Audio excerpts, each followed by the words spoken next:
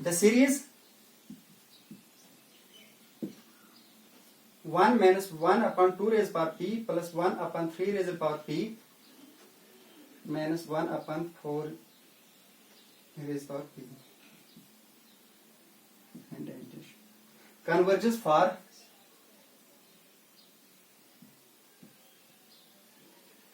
for option A is p is greater than 1, option B is p is less than 1, option C is p is equal to 0, sorry, p is greater than 1, p is greater than 1 positive, and option D is p is less than 0.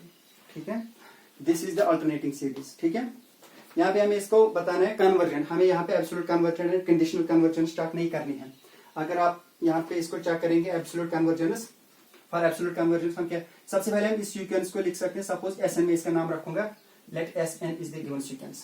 So this can be written as -1 to the power n -1 upon 2n raise power p. इसको मैं ऐसे लिख सकता हूँ. For n is equal to 1 this is equal to -0 that is 1. For n is equal to 2 this is equal to -1 to the power 1 that is -1 divided by 2 power p. this series can be written as this. अगर absolute conversion start करना होगा हम इसको ऐसे लिखते हैं, for absolute convergence. ठीक है, and we know that by p test summation 1 by n raised power p is convergent for p is greater than 1 and is divergent for p is less or equal to 1. That means the given series is absolutely convergent for p is greater than 1 and is conditionally conversion for p is less or equal to 1. लेकिन हमें यहाँ पे ये check नहीं करना. यहाँ पे हमें एक टेस्ट इसको अप्लाई कर रहे हैं, that is called the Leibniz test. ठीक है, लेबनिज टेस्ट हम यहाँ पे देखेंगे इसको. लेबनिज टेस्ट क्या कह रहे हैं? Lebanese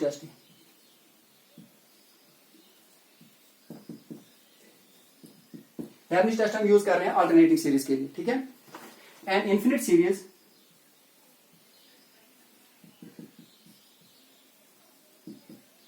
in which the terms are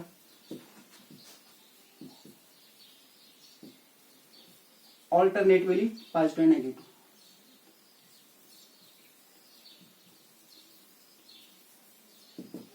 Alternatively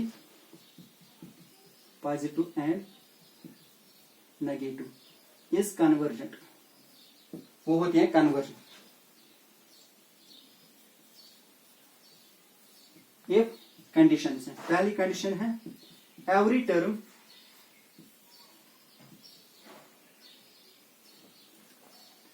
numerically भी हम इसको ऐसे भी लिख सकते हैं. अगर इन्फिनिट सीरीज ये है, पहली कंडीशन है N infinite series in which the term, so this is the alternating series, infinite alternating series ये कन्वर्जेंट होती है अकॉर्डिंग टू लेबनिज टेस्ट. पहली कंडीशन है इसकी, अगर क्या होगी u1 क्या होनी चाहिए, लेस देन ये होनी चाहिए less mod of u1 is less और equal to u2 and is less और equal to mod of u3. यहाँ पे हम इसको लिखेंगे ईच टर्म, इफ पहली कंडीशन हम ऐसे लिखेंगे, if each term is numerically less than, यहाँ पे आएगा less not equal to, if each term is numerically less than the preceding term, जो उसके बाद आएगी प्रीसीडिंग. ठीक है,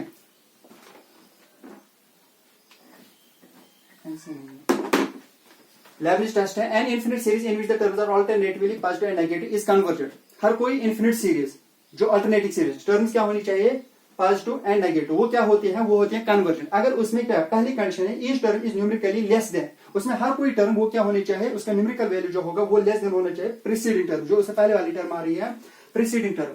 एंड सेकंड कंडीशन इज जो nth टर्म का लिमिट होगा, limit n terms to infinity un is equal to 0, वो 0 होना चाहिए. अब हम यहाँ पे देखेंगे क्या ये सीरीज ये दो कंडीशन सेटिस्फाई कर रहा है कि नहीं कर रहा है. अगर कर रहा है, for what value of p this series satisfies this two conditions, then we can find the right option. Okay, अगर हम यहाँ पे देखेंगे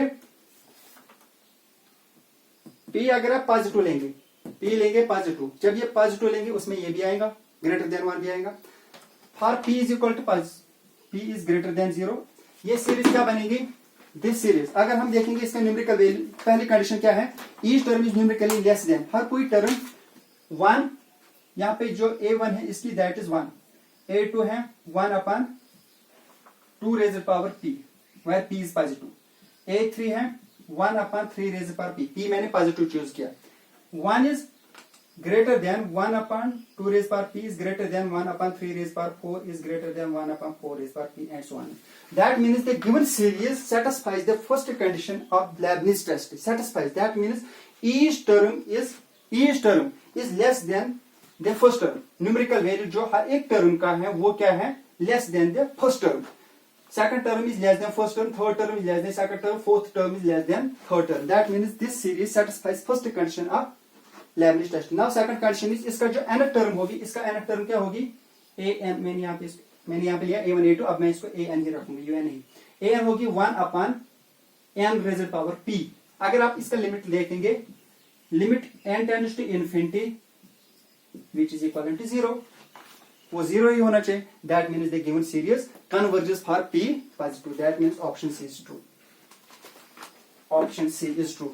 the given alternating series converges for p is greater than 1. Okay, ये थे पहले 12 क्वेश्चंस रियल एनालिसिस के sets, sequence and series. इसके बाद है और भी 3 क्वेश्चंस, वो यहाँ पे नहीं है. क्वेश्चन नंबर 13 जो है यहाँ पे वो है the maximum value of x max on whole square e raised power x is attained at. This is the question from differential calculus. Maxima and minima से ये क्वेश्चन है, लेकिन यहाँ पे हम पहले क्वेश्चन रियल एनालिसिस के ही सॉल्व करेंगे. रियल एनालिसिस का हमें एक और यूनिट है, that is sequence of functions. Question number 21, ये भी रियल एनालिसिस से है. 21 है यहाँ पे the functional series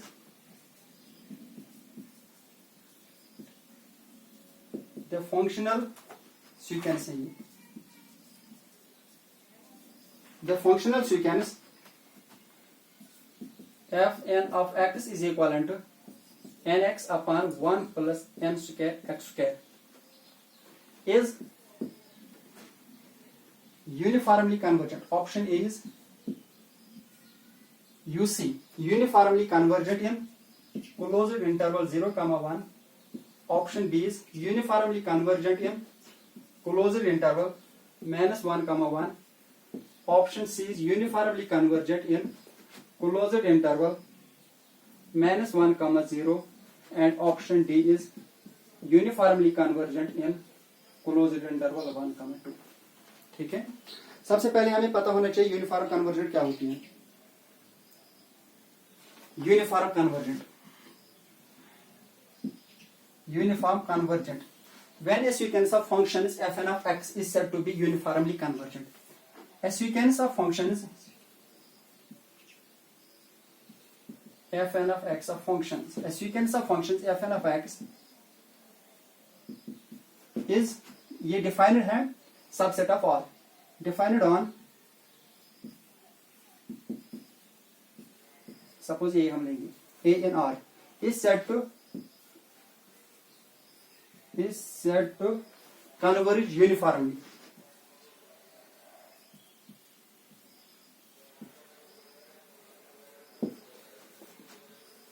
on A to real function f of x. ये भी डिफाइंड होनी चाहिए, defined on A is contained in R. If for all epsilon positive there exists a positive integer, there exists a positive integer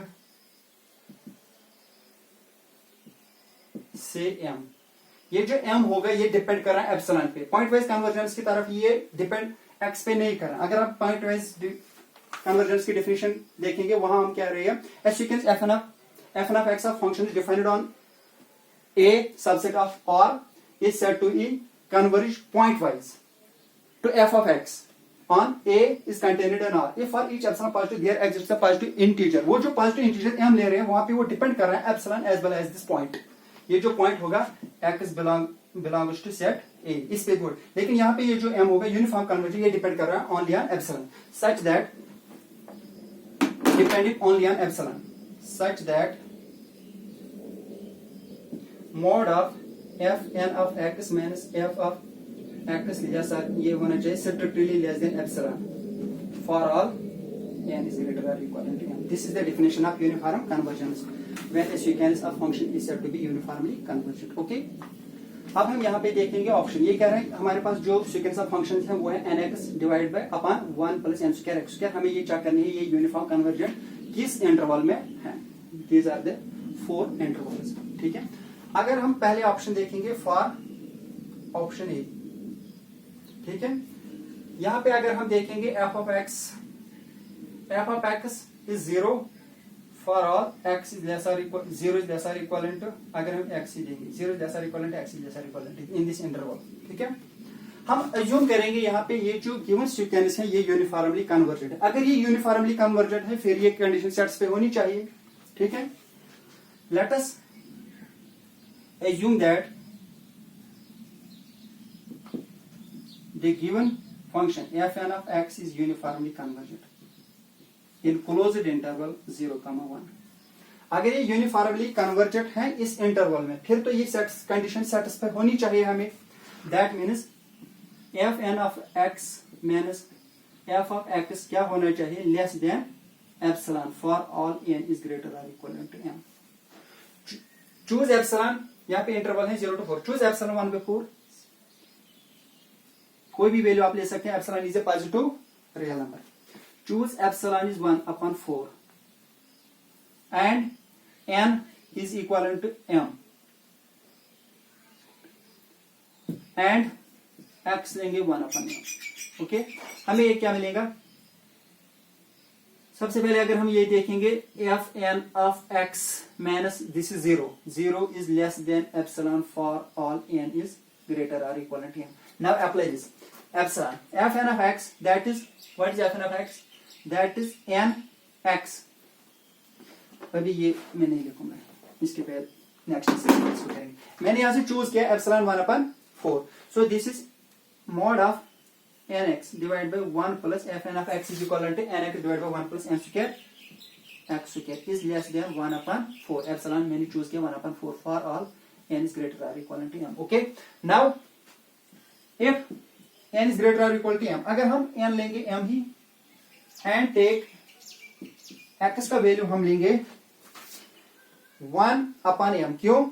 क्योंकि n मैंने लिया m के बराबर, इसको मल्टीपल है x के साथ, m कैंसिल होगा. मैं यहाँ पे x का वैल्यू ले लूंगा 1/m. So we will get mod of fn of x, इसका मैंने वैल्यू लिखा है which is nx divide by 1 plus n square x square which is equal to n. क्या मैंने लिया m. x किसके बराबर लिया 1/m multiplied by 1/m. m cancel, इसलिए मैंने x का ये वैल्यू लिया plus n square but n is m that is m square x square x is equal to 1 that is 1/m square. m square cancel which is equal to ये किसके बराबर होगा 1 divide by 1 plus 1 is 2. ये क्या है हमें ये strictly less than 1/4. This is strictly less than 1/4 but this is a contradiction. 1/2 is not less than 1/4 which is a contradiction. So our assumption is wrong. That means हमने assume क्या किया, हमने assume किया ये uniformly convergent है in the interval 0. That means the given sequence of function is not uniformly convergent in closed interval 0, 1. Similarly ये इसमें भी uniformly convergent नहीं होगी क्योंकि इसमें भी पॉइंट 0 लाई कर रहा है, इसमें भी पॉइंट 0 लाई कर रहा है. इन 3 इंटरवल्स में ये यूनिफॉर्मली कन्वर्जेंट नहीं होगी. ये होगी अगर ये कन्वर्जन यूनिफॉर्मली कन्वर्जेंट होगी फिर होगी 1,2 क्योंकि इसमें 0 लाई नहीं कर रहा. ठीक है. मैंने यहाँ से एज्यूम किया कि ये यूनिफॉर्मली कन्वर्जेंट है फिर ये कंडीशन हमें सेटिस्फाई होनी चाहिए, लेकिन हमें यहाँ से मिला 1/2. 1/2 is not less than 1/4 which is a contradiction, है ना. So this is not uniformly convergent. The given sequence of function is not uniformly convergent in closed interval 0, 1. Similarly, this is not convergent in this interval as well as in this interval. So this may be uniformly convergent in this interval. Okay. This was question number 21.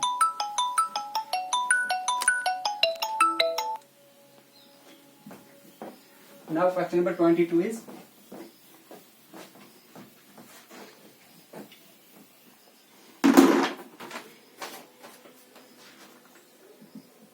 question number 22.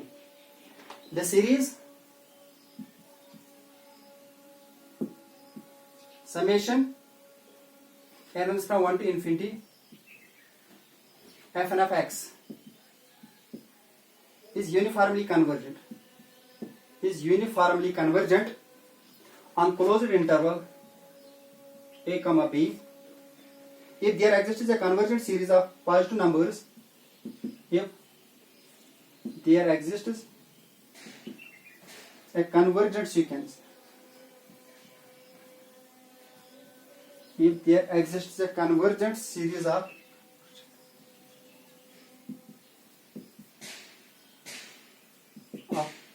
positive numbers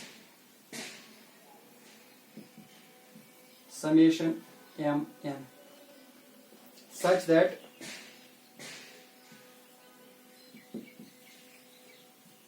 for all x belongs to closed interval. This is the statement. Question. The series summation runs from 1 to infinity. Fn of x is uniformly convergent on closed interval a comma b if there exists a convergent series of positive numbers summation mn such that for all x belongs to closed interval ab.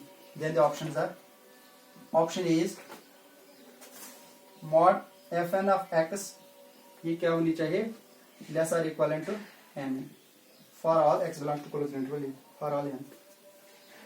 Option B is mod fn of x is greater or equivalent to mn, where mn is the convergent series of positive numbers for all n. Option C is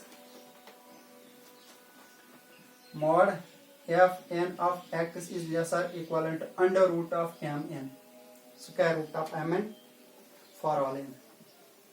And option D is mod fn of x is greater or equivalent to square root of mn for all n. This is the direct statement of Weierstrass M test. अगर आपको पता होगा Weierstrass M test क्या है,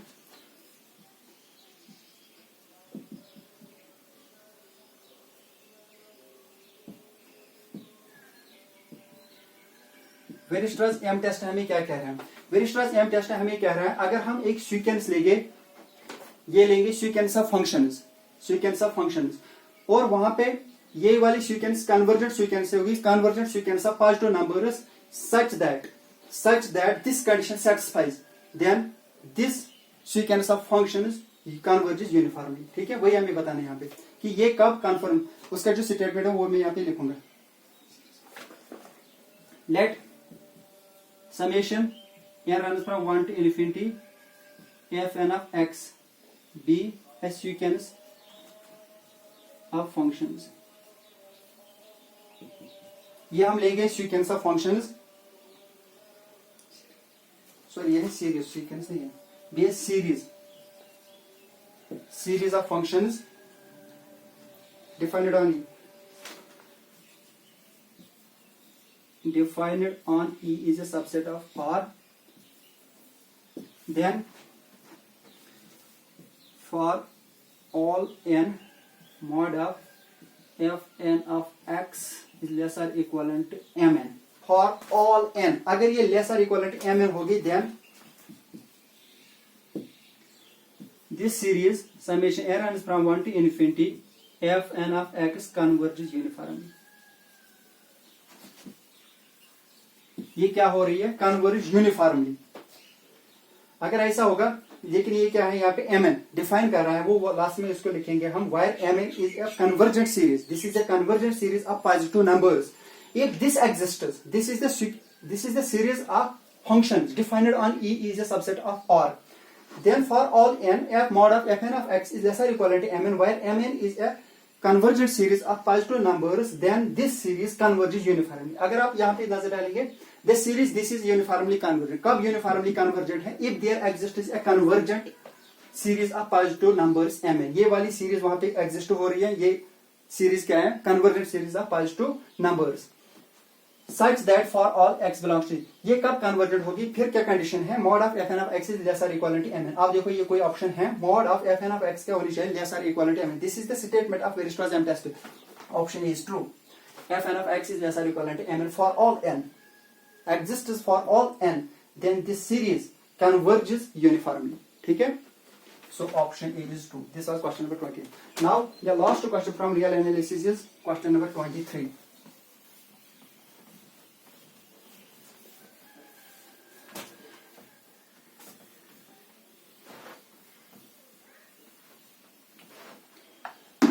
Question number 23 is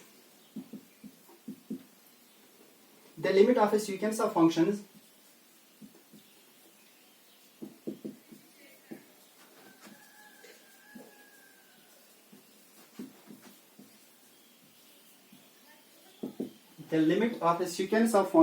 is continuous if options are option A. Every function of the sequence is continuous. Every function of the sequence is continuous. ये जो sequence of functions हम ले रहे हैं इसके हर एक सीक्वेंस क्या होनी चाहिए? Continuous. Option B is the convergence is uniform. ये यूनिफॉर्मली कन्वर्जेंट होनी चाहिए. The convergence is uniform. And option C is either A or B.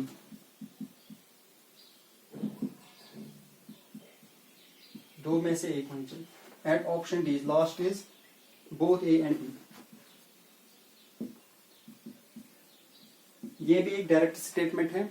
यहाँ पे कोई कैलकुलेशन नहीं है, डायरेक्ट स्टेटमेंट है. हमें पता है the most important property of the uniform convergence is that it preserves. uniform convergence हमें preserve कर रही है continuity.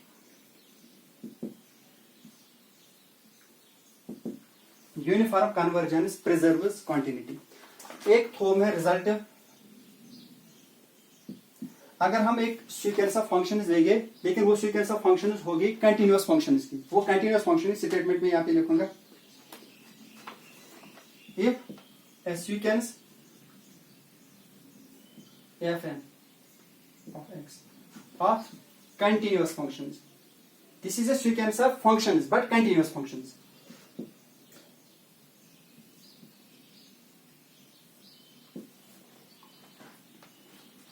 Suppose हम define इसको करेंगे f from a to r where a is a subset of r.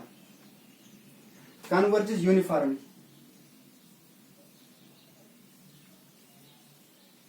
Converges uniformly on A is contained and R is a subset of set of real numbers. To a real function to suppose f from A to R. Then